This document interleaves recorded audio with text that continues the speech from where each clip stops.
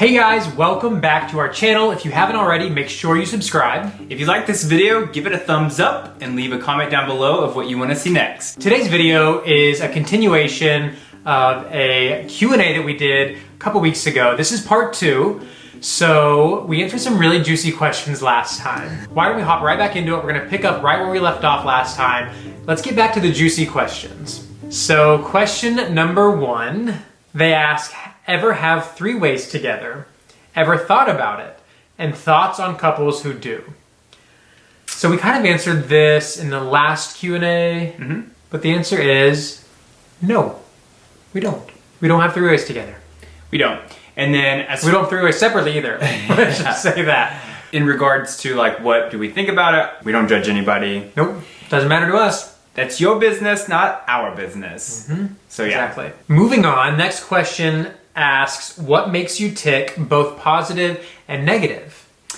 For me, I would say what makes me tick is having like a passion for wanting to do stuff. I'm very creative and I like to think outside of the box. So like more business related. So like, what's the next business venture we want to do? We're about to start on the cottages and the venue, which I'm so excited about. That's definitely the types of things that make me tick. Anything business related or thinking like, you know, what direction are we moving into? What are some fun projects that we can work on in the future? I would say that's what makes me tick. What about you? I would say what makes me tick, God, I can't even follow up. Yours was such a good answer. Maybe just my family and friends. I love being around them. I love loving. I love giving love. I love showing my love. He'd be a great daddy. I think what eventually is going to really make him tick is being a dad. Aww. He hasn't got to experience that yet, but I do think that Thomas's calling in life was to be a dad, and I think you would agree with that. I agree. I'm kind of practicing now on our fur babies. We're up to 5, 6. Yeah. So getting that practice in now. Yeah. This is a juicy question. They ask, I can't recall if you've answered this, but did you sign a prenup? Was it difficult to do / not to do? Believe it or not, we did actually do a prenup, and that was more so on my part.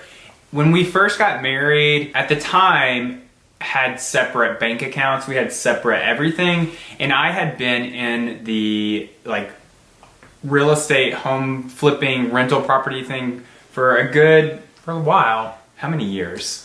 8 or 9 at that point? Like 8 or 9 years. So I had rental properties and all of that. Really, the prenup was put into place to protect anything that I had did before we got married. Yeah.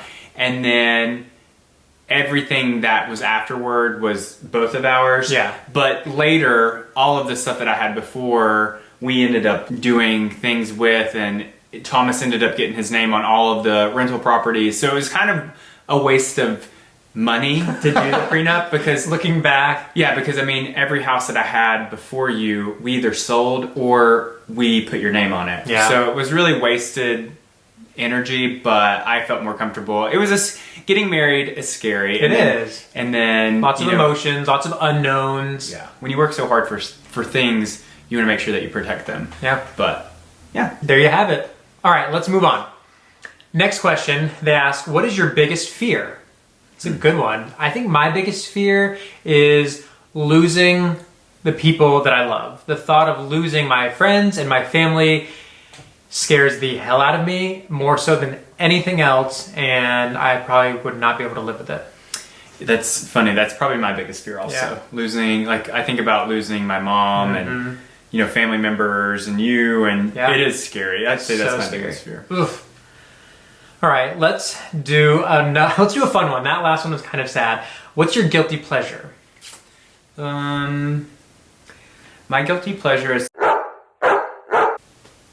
PJ McKay. I cannot believe that you said that. Okay, but for real though, what is your guilty pleasure that we can say on TV? My guilty pleasure is probably sweets. More specifically, Ghirardelli double chocolate brownies. And ice cream. And apple pie. Oh my gosh, yum. And it's my language. DQ's pumpkin pie.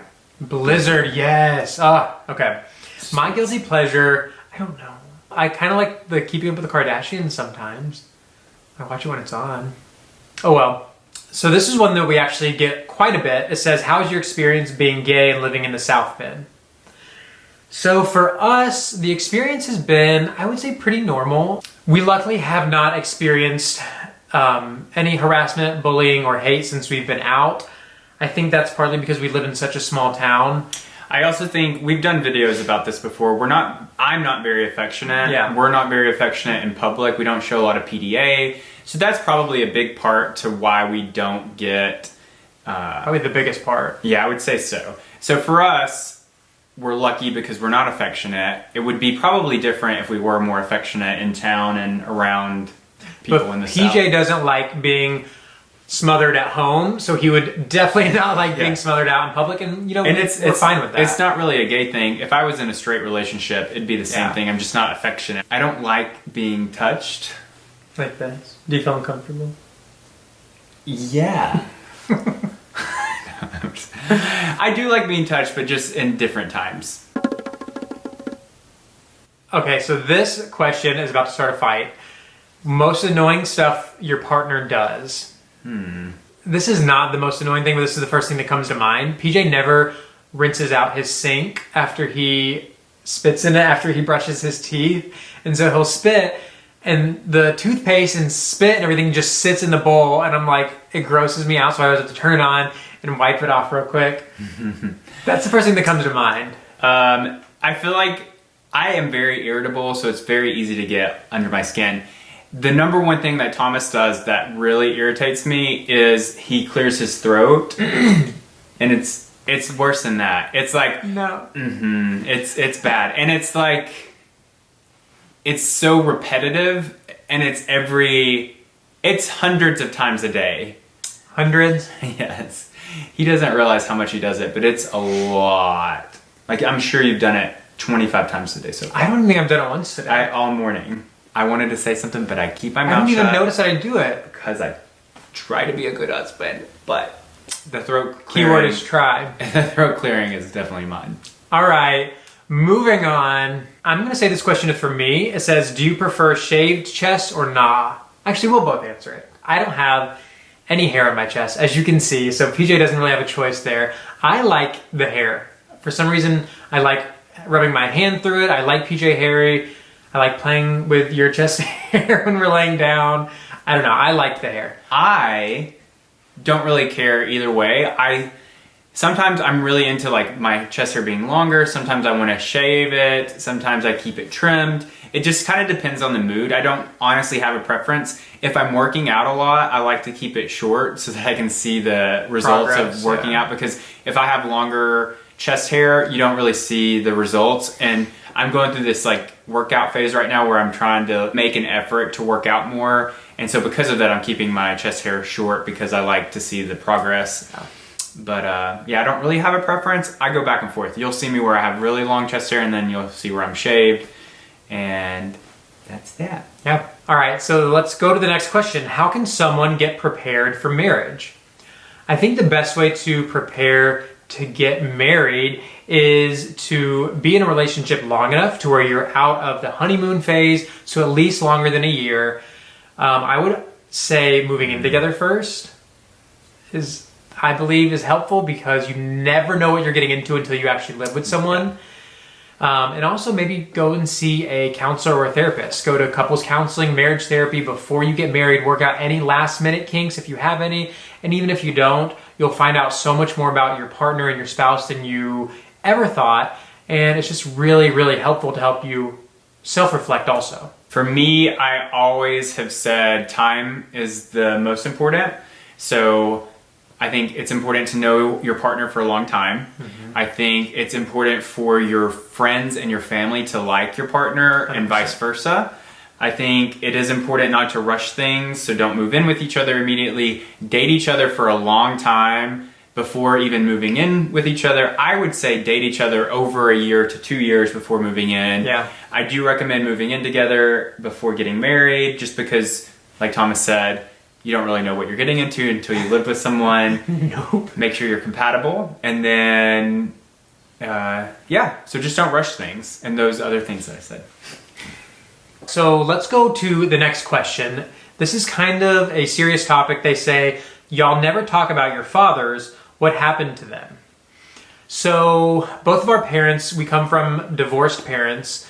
They're no longer married, and we don't see a lot of our fathers. My dad actually doesn't live in the state. He lives in Georgia. Don't really talk to him all that much. He was not a big part of my life growing up. And then PJ. Yeah, my dad actually does live in the town that we live in. I see my dad probably a few times a month. I don't talk to him regularly, but I do see him. He is okay with us being together.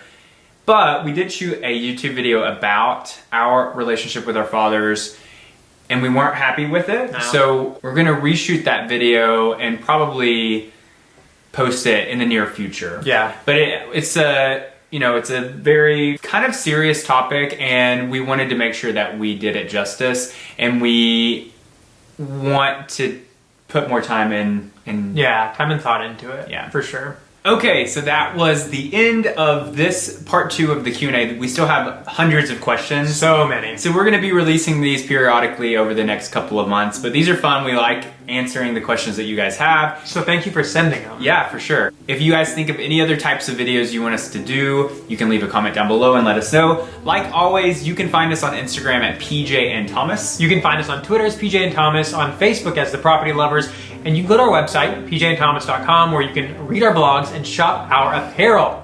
Until next time, bye y'all.